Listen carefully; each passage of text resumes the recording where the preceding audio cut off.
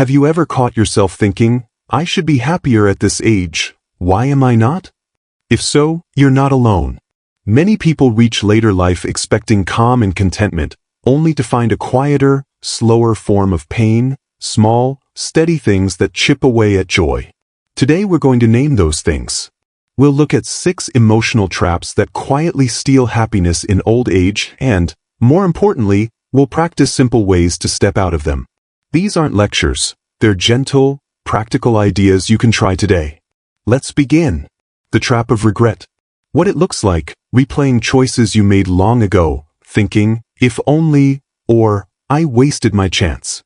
Regret becomes a lens that shrinks whatever good is already present. Short story. Margaret taught elementary school for 35 years. In her 70s, she found herself returning every evening to the memory of an untraveled summer she once dreamed of. The memory turned into a slow ache.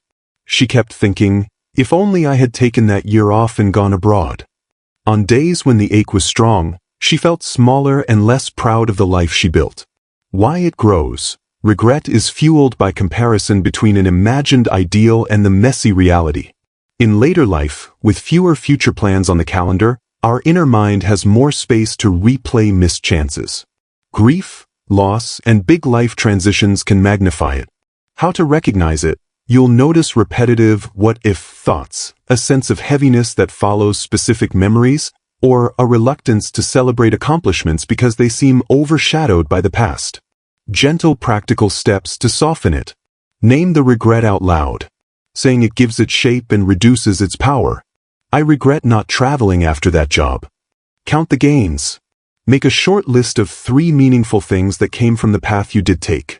Relationships, skills, children, friendships, a stable home. These are real outcomes, not consolation prizes. Small corrective action. If travel is the regret, start with a small book, a local trip, or planning a future visit, even if modest. Action matters more than perfection. Reframe into meaning. Ask, what did this choice allow me to be or do for others? For Margaret, her classroom shaped generations. That reframing helped her feel proud instead of hollow. Reflection prompt for viewers. Pause and name one regret. What is one small, concrete step you can take this week to acknowledge it or create a small version of what was missed? The trap of comparing ourselves to others. What it looks like. Measuring your life against someone else's highlight reel. Their travels, their retirement savings, their active social life, and concluding you've come up short. Short story. Tom, a 68-year-old mechanic, scrolled through old classmates' reunion photos and felt deflated. His brother was traveling. A neighbor had a freshly renovated home. Tom forgot about the backyard breakfasts with his grandchildren and the steady friendships forged on long weekends. Comparison made his own life seem smaller than it truly was. Why it grows. Comparison is a habit reinforced by modern life, social media, community gossip, even family updates. In later years, when physical energy and certain options narrow, the mind may latch on to what others are doing and use it as a yardstick. How to recognize it? You feel a tightness in your chest after reading news about others, or you repeatedly say, they have more than me, or, I should have done better.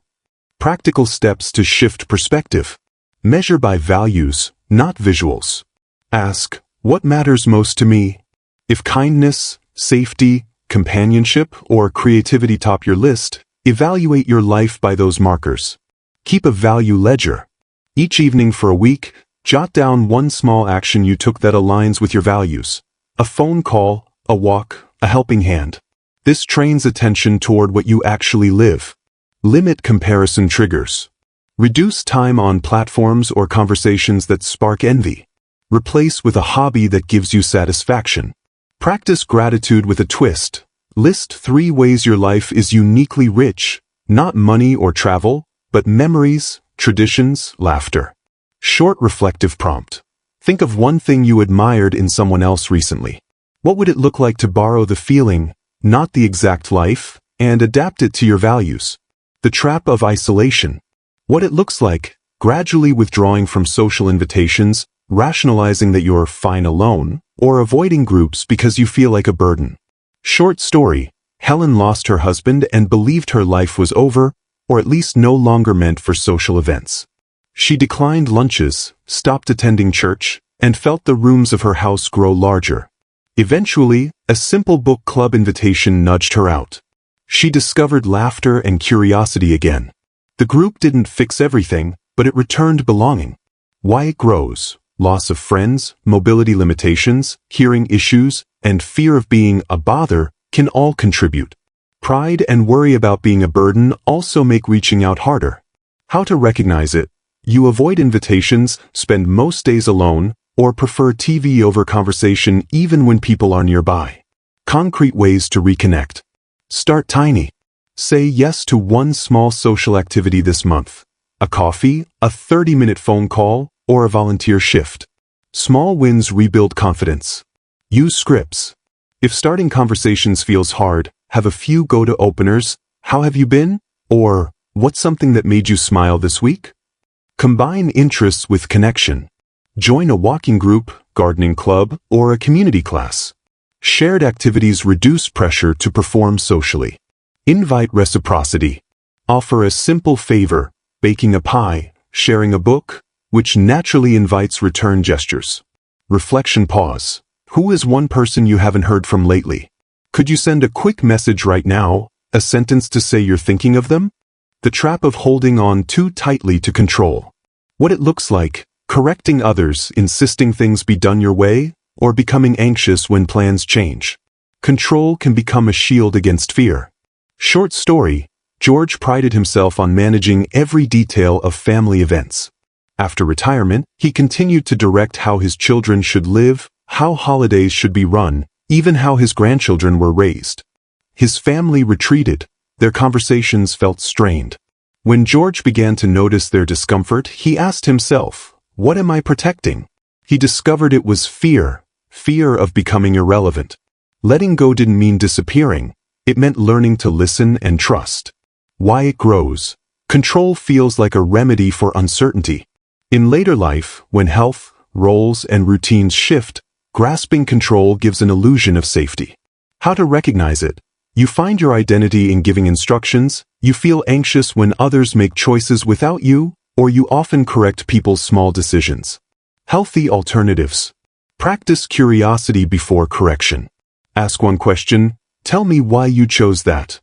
Curiosity opens dialogue. Correction closes it. Set one small letting go challenge. For example, allow a family member to plan the next holiday tradition without intervening. Observe what happens. Replace commands with requests. Would you consider? Sounds different from you should, and invites cooperation. Anchor in trust.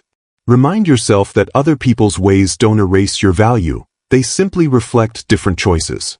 Quick self-check. When did you last let someone else take the lead and feel relief rather than loss? The trap of clinging to the past. What it looks like: living in a continuous, golden era, and dismissing the present as lesser. The past becomes a prison if it's the only place you feel alive. Short story: Mary loved to talk about the dances and music of her youth. She replayed those stories so often that friends hesitated to bring up current joys: a grandchild's first steps, a new neighbor's kindness. Mary's identity started to live in memories, leaving little room for now. When she allowed herself to try a new hobby, a gentle dance class for seniors, she discovered that movement and music still gave her joy, but in a different, beautiful form. Why it grows. Nostalgia is comforting. It's a known pleasure. But over-reliance on nostalgia can make the present seem less worthy. How to recognize it. You hear yourself start sentences with "back in my day" more than you talk about recent good moments. Practices to stay present. Curate new rituals. Add a small, present-focused ritual: morning stretch with sunlight, a short walk noting 3 things you see, or a weekly phone call with a friend. Create memory bridges. Use the past to inspire the present. If you loved dancing, try a seated rhythm class or play favorite songs while gardening. Practice descriptive noticing. Each day, name 3 pleasant things that happened today. Over time, this trains the brain to value current experiences. Reflection. What is one small thing right now that brings you pleasure? Say it aloud. The trap of resentment. what it looks like, holding on to anger or hurt from past slights, believing life has been unfair, and letting bitterness shape your days. Short story: Richard had a long-standing business grievance that he replayed often. Who did what was stolen, what could have been. Even into retirement, he felt energized by rehearsing the grievance. It made him feel righteous, but also tired. His grandson's blunt question, "Grandpa, why are you still angry?" cracked the armor. Richard slowly experimented with forgiving, not to excuse the wrong but to unshackle himself from daily battle. Why it grows. Resentment can feel like loyalty to past pain. We tell ourselves that holding anger will prevent repeat harm. But in practice it anchors us to the wound. How to recognize it? Your energy drains when a particular name or event comes up, or you find it hard to feel joy because the past reappears in thoughts. Steps toward freedom. Distinguish justice from personal healing. Forgiveness doesn't mean the other person was right. It means you refuse to let the anger own your life. Try a forgiveness exercise. Write a short letter to the person, you don't have to send it, and describe the hurt and then what you wish for yourself instead: peace, calm, time with family. Practice acceptance of limits. Some things won't be fixed. Accepting that reality can paradoxically increase your sense of control over your own heart. Focus on what you can build now: relationships, projects, small joys. Prompt to reflect. Name one resentment that still shows up.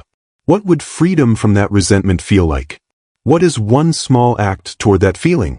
Each of these traps, regret, comparison, isolation, control, clinging to the past, and resentment, has a logic. They often begin as protective or familiar responses. The good news is that recognition is the first step toward change.